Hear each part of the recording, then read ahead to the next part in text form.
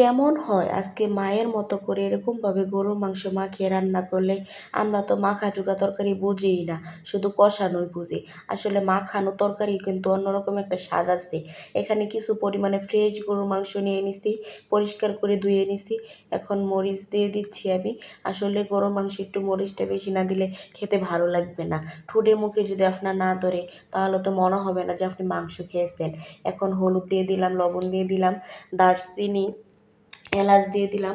এখন পাটায় পিষে রাখা কিছু মশলা আমি এখানে দিয়ে দিচ্ছি, যেমন রসুন বাটা, জিরে বাটা, আদা বাটা, পেঁয়াজ বাটা।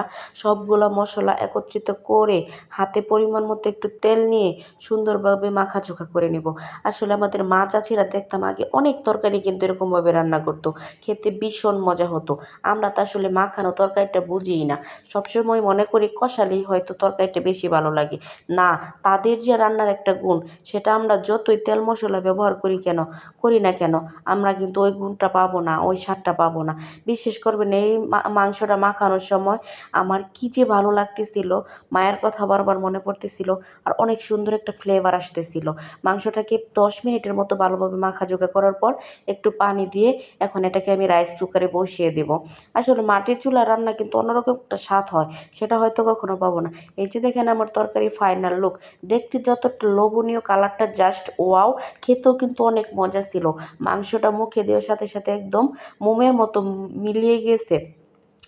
যতই মজা হোক না কেন, মায়ের হাতের রান্নার মতো মজা আমি কখনোই পাবো না। ভিডিওটি ভালো লাগলে অবশ্যই লাইক কমেন্টস করবেন। আপনারা এরকমভাবে রান্নার চেষ্টা করবেন। ভালো থাকবেন।